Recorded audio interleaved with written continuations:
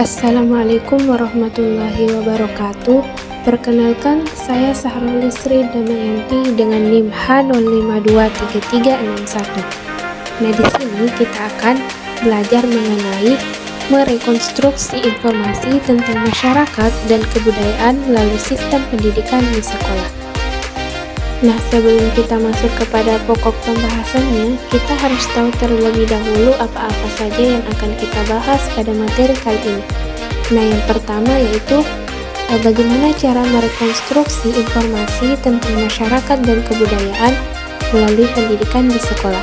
Kemudian, menjelaskan misi pendidikan persekolahan. Yang ketiga, menjelaskan sekolah sebagai sarana rekonstruksi masyarakat.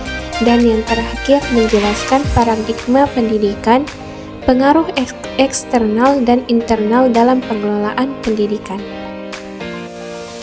Nah, pembahasan yang pertama yaitu merekonstruksi informasi tentang masyarakat dan kebudayaan melalui pendidikan di sekolah. Merekonstruksi informasi tentang masyarakat dan kebudayaan melalui sistem pendidikan di sekolah adalah proses yang melibatkan pengintegrasian nilai-nilai budaya ke dalam kurikulum dan metode pengajaran.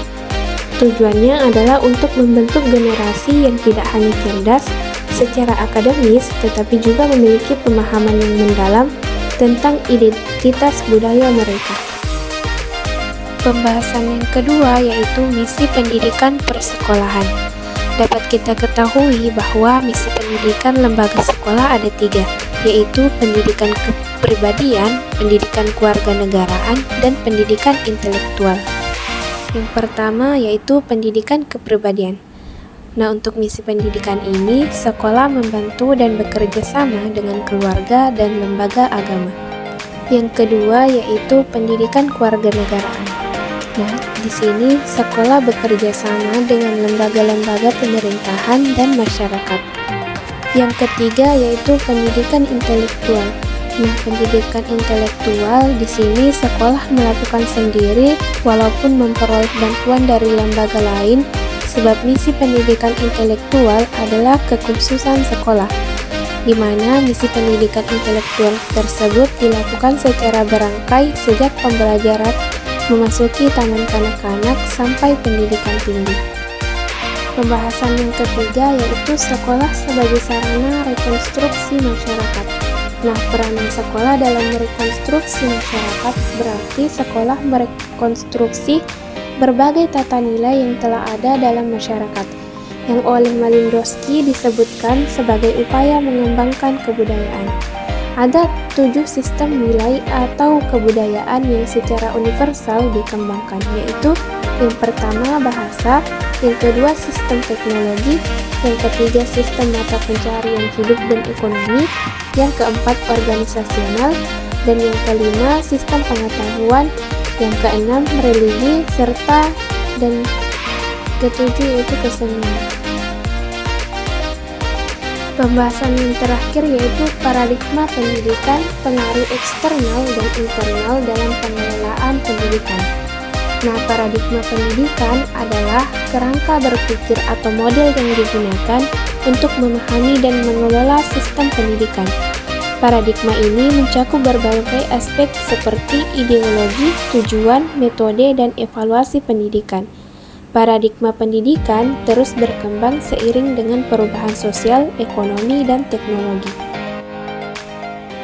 Penyelenggaraan pendidikan nasional dilaksanakan secara terus-menerus dan berkelanjutan, yang dipengaruhi oleh beberapa faktor, yakni faktor eksternal dan internal.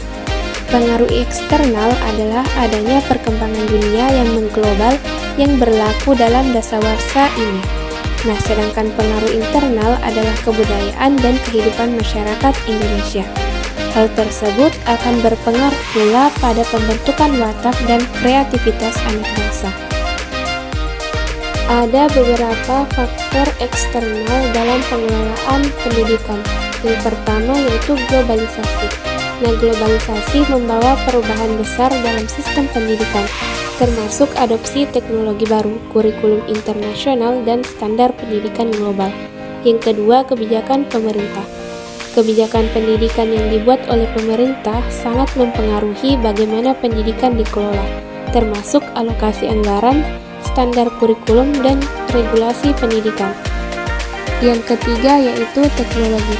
Perkembangan teknologi informasi dan komunikasi telah mengubah cara pengajaran dan pembelajaran, memungkinkan pembelajaran jarak jauh dan penggunaan alat digital dalam kelas. Yang keempat yaitu ekonomi. Kondisi ekonomi suatu negara atau daerah dapat mempengaruhi kualitas dan aksesibilitas pendidikan. Selain faktor eksternal, ternyata ada juga faktor internal dalam pengelolaan pendidikan. Yang pertama yaitu kualitas guru. Guru yang berkualitas tinggi sangat penting untuk keberhasilan pendidikan. Nah, yang kedua yaitu kurikulum. Kurikulum yang relevan dan up-to-date memastikan bahwa siswa mendapatkan pengetahuan dan keterampilan yang dibutuhkan untuk masa mendatang. Nah, yang ketiga yaitu manajemen sekolah. Manajemen yang efektif di tingkat sekolah, termasuk kepemimpinan kepala sekolah dan administrasi, sangat mempengaruhi kualitas pendidikan.